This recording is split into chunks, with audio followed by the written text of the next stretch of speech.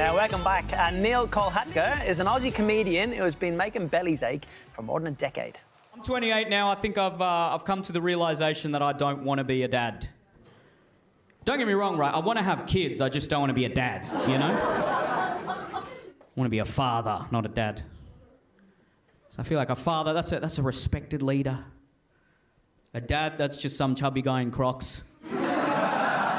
He's holding 3 milkshakes, he drops one, oh, who ordered the invisible flavour? That's my joke. You might also remember his dystopian short film Modern Education, which went viral around the world, clocking up more than 19 million views on YouTube. And we're very lucky that Neel joins us now in the studio. Good morning. Thanks for coming in. Thank you very much for having me. I'm very excited. No, we're excited. It's great to have you in here for us, especially because you've just wrapped up your national tour as well. How's that been? I just did my first national tour since before all the lockdowns, so it's been very exciting. It went extremely well. A lot of people came out. They all laughed, which is always good in a comedy show. So yes, that's the desired effect. That's the response you want, and couldn't have gone better. Really happy with it. Now, the thing comedians are doing these days is they're filming shows. Yes. In fact, the Golden Globes even has a category now for filmed comedian shows that they've introduced for next year's awards. Have you done one? Yes, I just filmed one, actually, just at the end of November, and it's called Villain Era. So it's a bit cheeky, it's villainous with some of the content. I'm otherwise a very good boy in real life. But I'll hopefully be releasing that sometime next year. Fantastic. Yeah. Great. How's your focus in comedy changed, or has it at all? Because, again, from the outside, I suppose, a lot of people think there's certain things you can joke about, certain things you can't.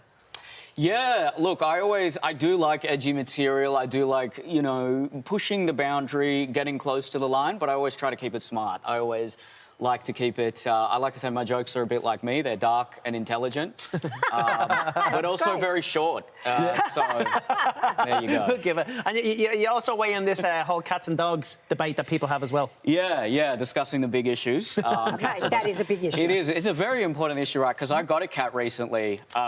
You're a good man. Thank you.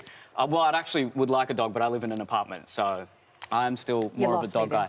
But I was reading a lot of books about cats, and I actually think house cats are the true apex predator of the natural environment, right? Because we just assume it's the lion, it's the crocodile, it's the great white shark. But house cats, did you know that they change the sound of their meow to make it sound more like a human baby? I'm sorry, but that is the most toxic and manipulative thing I've ever heard in my life. Potentially. I think it's quite deceptive. Like my house cat, right, she always used the litter tray. I didn't have to train her, I was very lucky. Always used the litter tray, and then the first time a girl stayed the night, she did her business on her clothes. See? So she's marking her territory. Yeah, and cats, I think they're genie, they're smart. They are very smart. Yeah, I tell you very what. Independent, very smart. How long... I'm fascinated by these filmed shows because obviously when you're filming something, you want it to be the very best of everything you've done. So absolutely. How long does it take you to get enough for like an hour, and do you try out little bits here and there? How does it actually work until you know you've got that perfect hour? Well, it depends comedian to comedian. I tend to take at least a year to come up with an hour. Yeah, wow. Because you're always refining the bits, you got to test them out. Because I think comedians sometimes get a bit arrogant and think this joke is hilarious, I'm just going to go and film it. But I like to try it out at little open mics. So the worse the open mic, the better. I like to go where there's 10, 15 people, just dispersed throughout the club. And if it works there, then it'll work anywhere. So, yeah, funny story. I actually was at one of those clubs a few days ago trying all this new material, and no one's laughing at all. And I'm thinking, oh, look, I thought this was at least somewhat funny. Gold. And it turned out it was a room of French backpackers who could barely speak English. So, you know, they didn't even speak English, so that's the one audience where I think. It was, So what's it like being on the road with other comedians who I'm assuming... Is that your friends group, comedians? Yes. Yeah. I hang out with a lot of other comedians, and it's fun. It's a lot of roasting going on, so a lot of banter. I was going to say, are you supportive of one another, or is it funny sledging? It's supportive and funny sledging, so I'd say it's good-natured sledging, and it's a lot of fun. You always, when you're on the road with comedians, it's definitely a lot of fun and a lot of good jokes flying around. And look, some of the stuff we say in the car, we probably can't say on stage, so we have that release. Yes.